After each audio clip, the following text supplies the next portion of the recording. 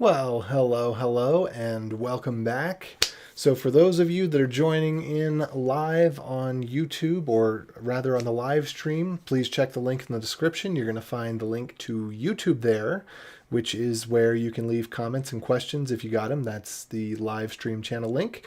And if you are not actually joining in live, then may I also suggest you check the description for the Beyond Code Bootcamp playlist, in which you may find the edited version of this video if it is already there. In tonight's session, what we're going to do, actually, to do a little bit of recap, we did a failed session, a blooper session, which I made some mistakes and everything totally went wrong.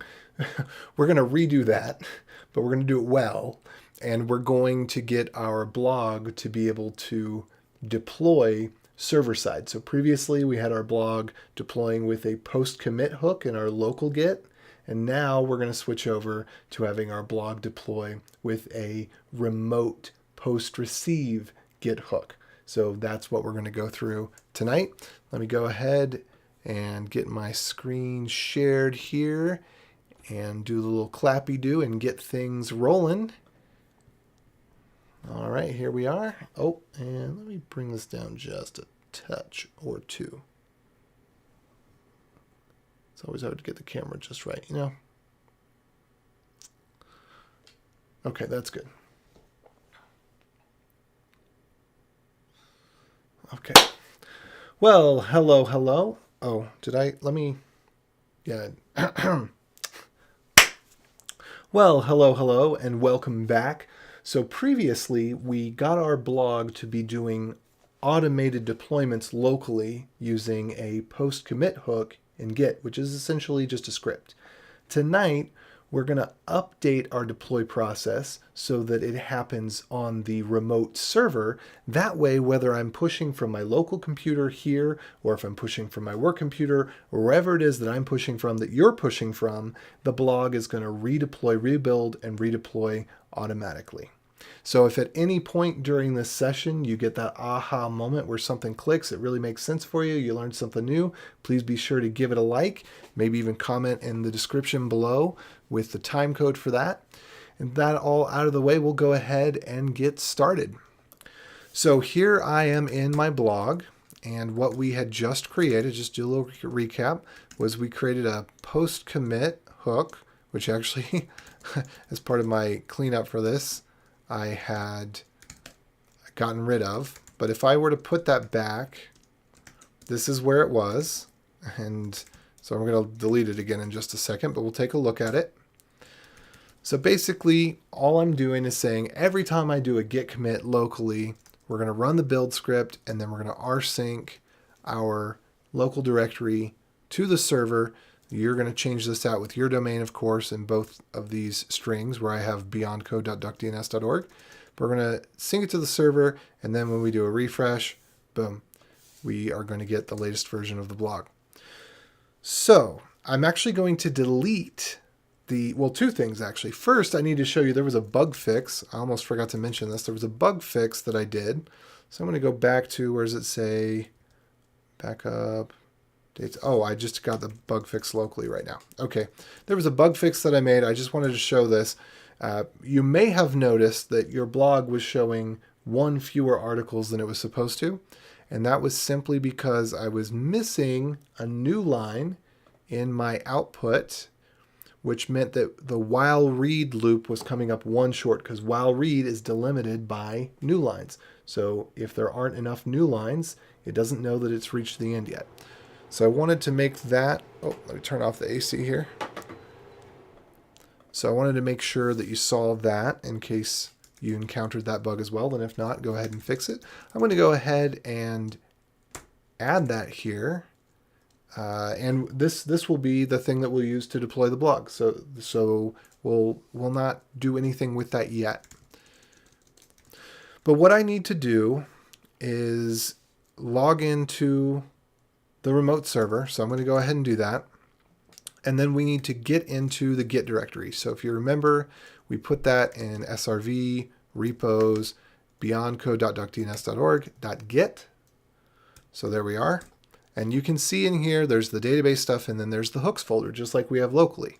And the difference is there's some hooks that only run locally, and there are some hooks that only run on the server. And we're going to create a hook that only runs on the server called a post receive hook, which means when the server gets pushed to, it's going to run this script. Now, because this is not something that you need to keep in your working memory, this is just a one-off, I'm going to go ahead and provide exactly what you need. That's going to be in the link in the description. I'm going to open up this link now, and we're just going to cheat and copy some code, and I'll explain what it is, but we're not going to build it together because, like I said, it's just not something that's really worth learning at this point. It's better just to take this as a copy and paste snippet. So we've got this server post receive script. I'm just going to copy and paste it in, and we'll walk through what this script is doing. And it's okay if you don't understand it. Don't try too hard to understand it. Don't worry about really getting it. I'm just walking through it for the benefit of those that feel like, you like to know. So we're starting out our bash script with our familiar #bang/ben/bash. That's what identifies it as a bash script, with or without the .sh suffix on the file name. Set E, set U to put bash in strict mode, where it reports errors and fails rather than continuing through errors, which could lead to bad behavior, and does not ignore unassigned variables. Then we have, this is kind of new, we haven't talked about this yet, I don't think, but there's a variable called path, and this is what defines where programs are on your computer, where they're searched, not where they are rather, but defines where they're searched for to be made available for your use. So when I type a command like ls or bash or ripgrep, meaning RG, or old grep, whatever, it's going to search in the path for those.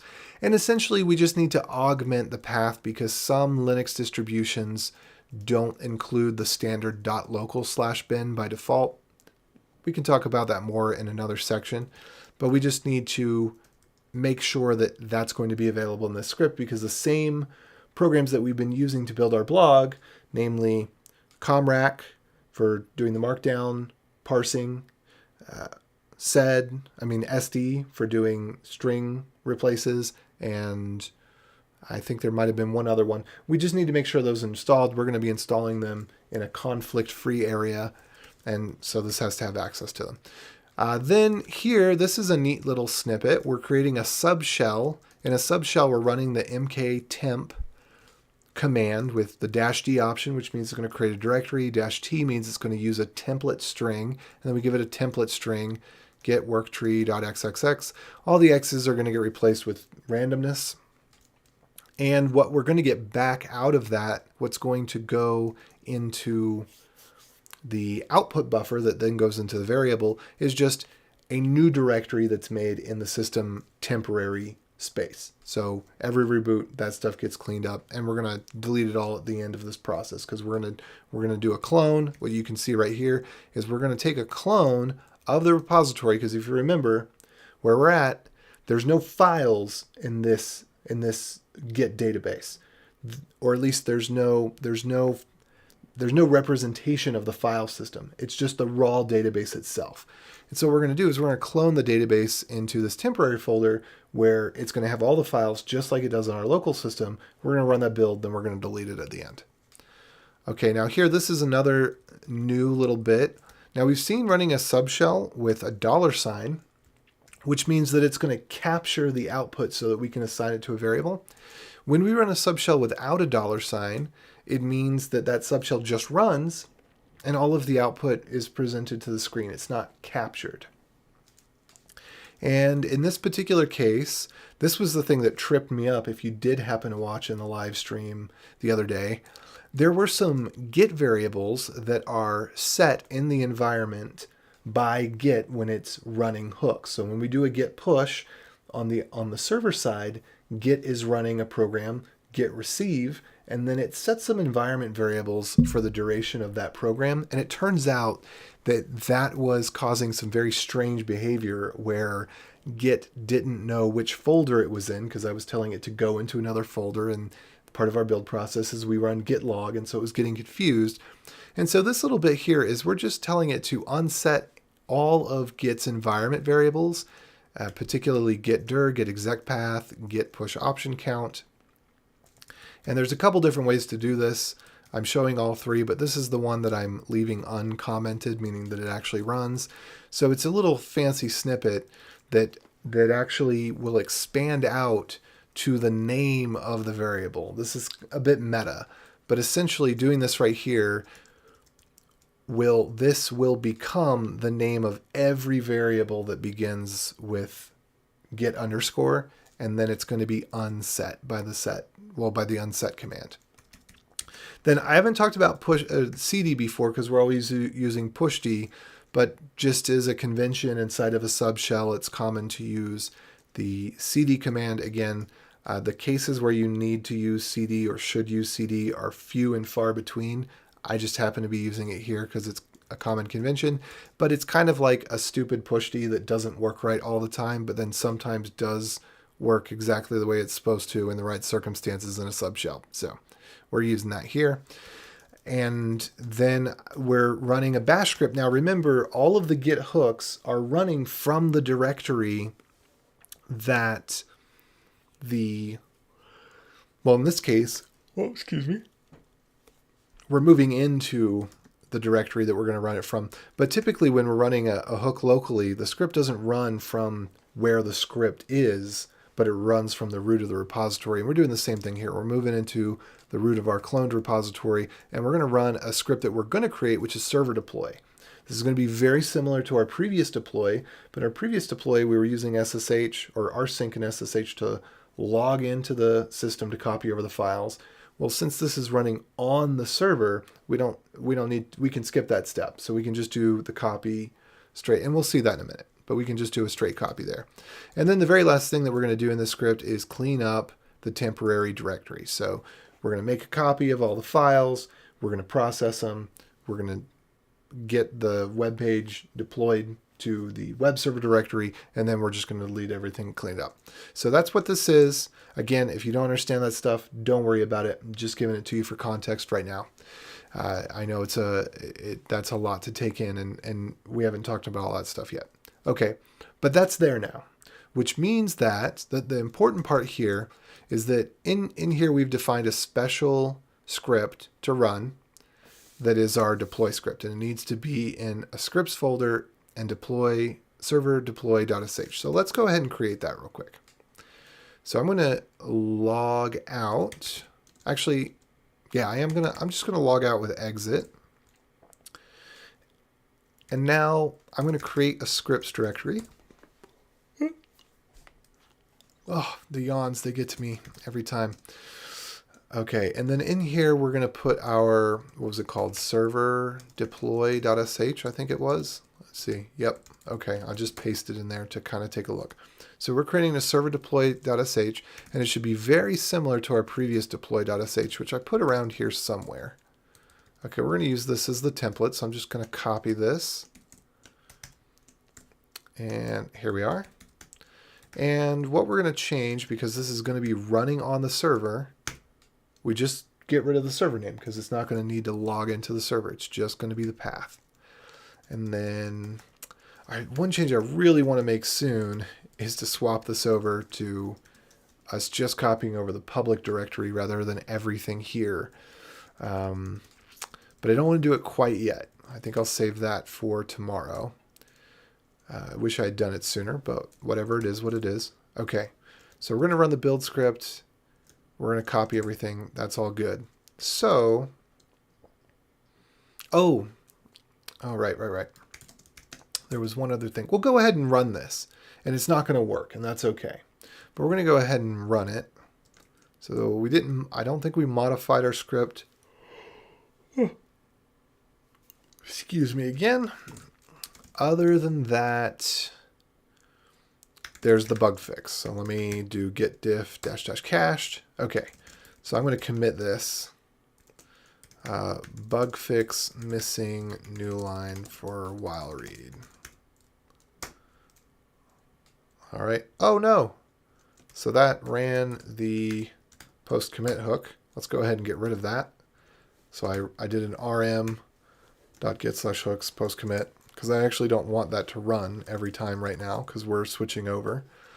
But I do want to add my scripts and my server deploy. Okay. And this, we're going to talk about this comrack.config in just a second. We're going to get to why that's important. But first, we're going to experience a failure. So I'm going to go ahead and commit add scripts server deploy.sh. And now I'm going to push.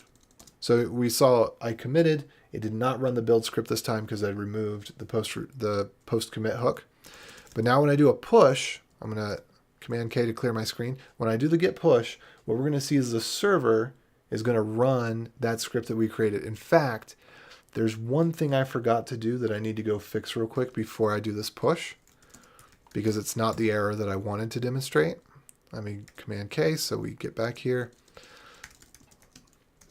I'm going to go back to our directory where our hooks are.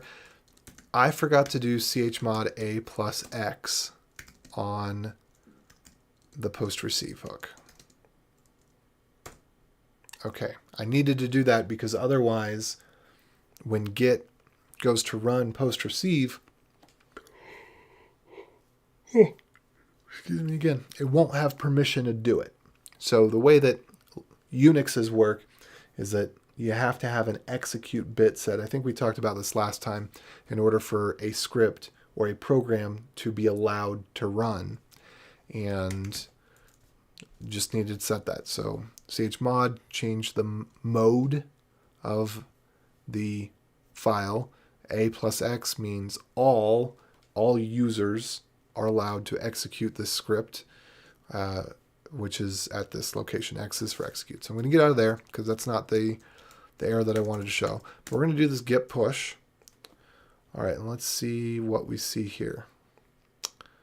Okay, so surprisingly, that did work, but it worked because I already set up some stuff on the server and I'd forgot to undo it before I recorded here as I was testing. That's okay.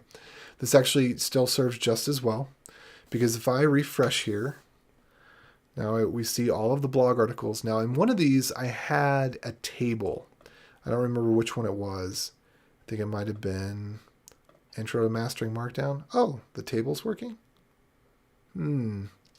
Okay. So we're not experiencing the error that I thought we were going to experience. It's okay.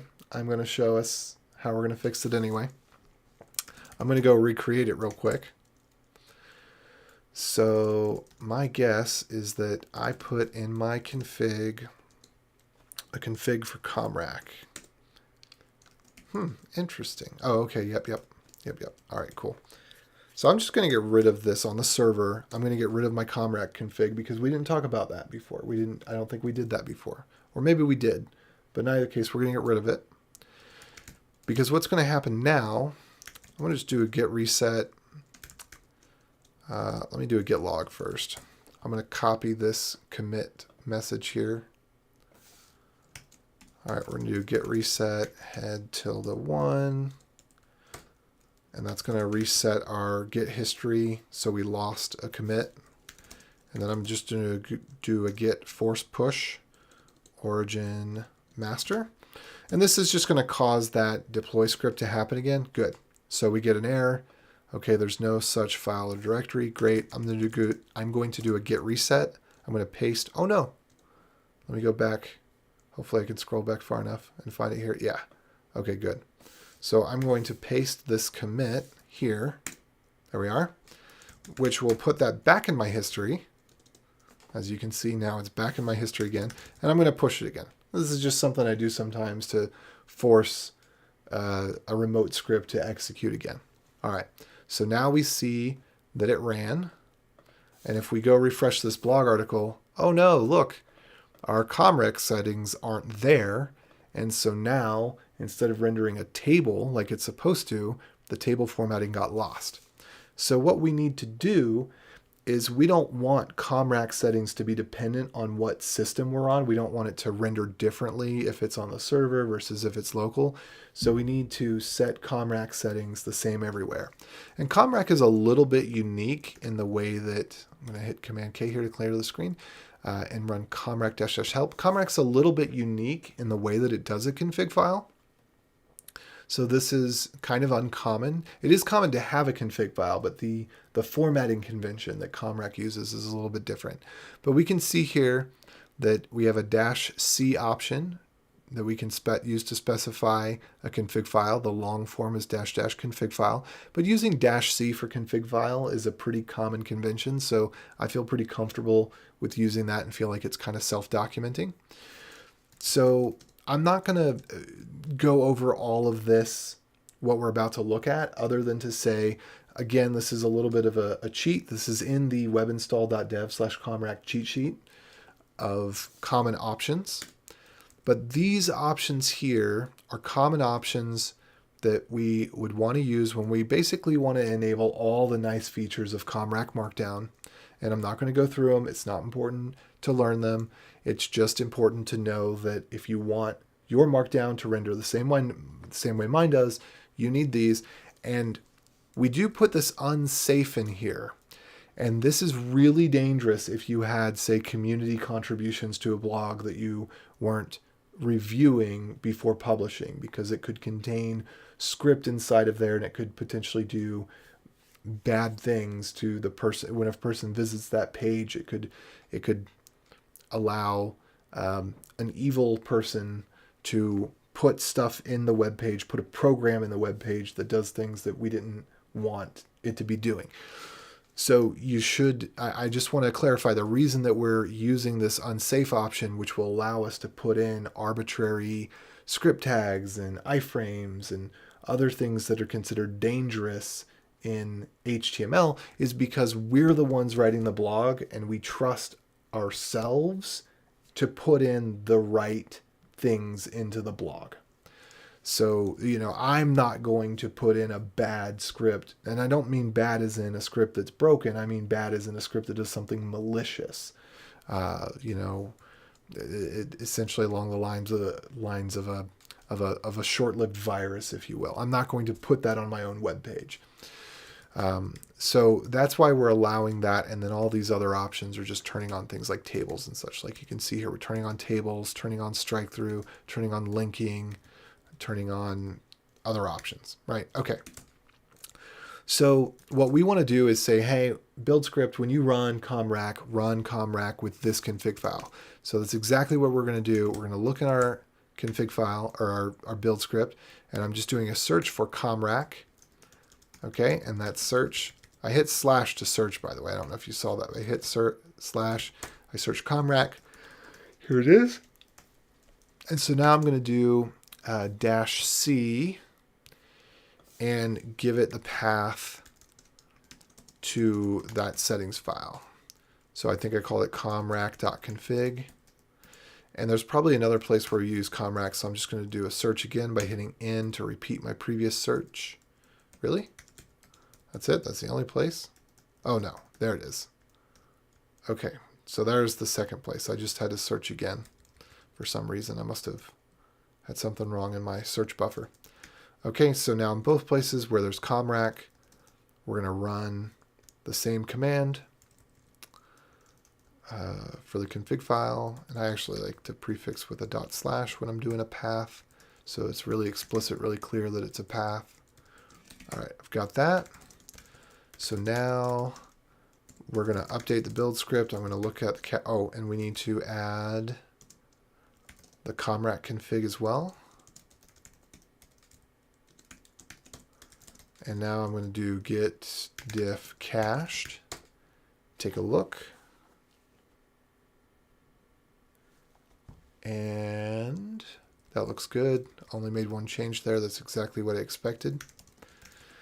And I need to go over to the server. I already did this, but I'm going to do it again so that you see me do it. So I had Webby installed, which I installed by running the same command that's on the Webby website. So this is how we get all of our modern developer tools, is with Webby.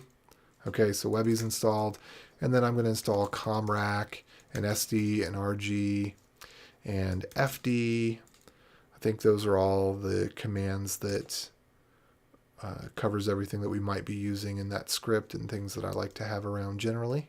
All right, so now that that's all installed on the server, I'm going to exit out. So now we should be ready to do a push and everything to build right. So Command K to clear my screen, take a look at status, go ahead and add this stuff, and then say update build script for server. Okay, and then when I do a push, all right, we can see the remote server updated everything. And if I do a refresh, boom, now I've got my markdown again.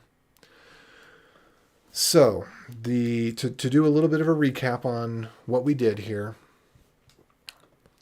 first thing was we had a bug fix from the previous session that we just put in real quick, just an off by one new line fix. Then we removed our local post-commit Git hook because we don't want it anymore. We want that to be on the server side.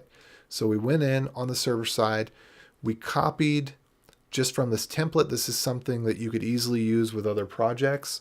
If you didn't want your script to be called server deploy, you would just rename it to something else. But this is a really good boilerplate for a post receive hook if essentially you're always going to build from the default branch. In this case, that's master. Sometimes it's main. There are sometimes custom names, but usually it's either master or main. So this script is just a good default script for being able to do that.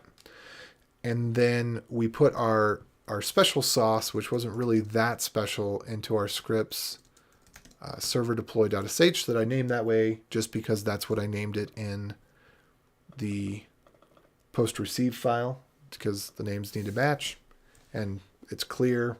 This one is the one that runs on the server as opposed to the one that I run locally.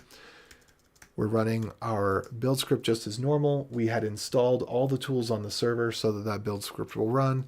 And then we're having the server copy out of the directory that it's running this from, which, as I showed before, that script here is creating a temporary directory, making a clone of the repository. So this script is running from that clone of the repository. So it's going to copy everything over into our web server directory.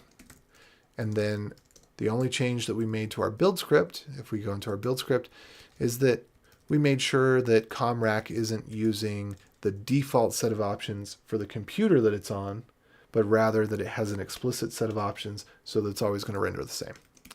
And with that, now, my dear friends, you have a blog that you can clone on any computer, and when you do a push, it will rebuild. That's enough for now. You have the best night ever. I hope that you do take the liberty of taking some notes, putting in your blog, deploying your blog, and letting your blog be wonderful and beautiful, and most importantly, that it will serve you well, both for your own extended memory and for your portfolio. With that, the other thing I'm supposed to say, of course, that I always forget. If you liked it, give it a like. If you want to subscribe to live streams, description. If you want to subscribe to Beyond Code Bootcamp, in the description. And if this was useful, go ahead and share it with someone that you care about that will find it useful as well. And feel free to leave me a comment with any questions that you have. And especially hit me up on Twitter @_BeyondCode with other programming questions that you have. Okay, now for realsies. Adios.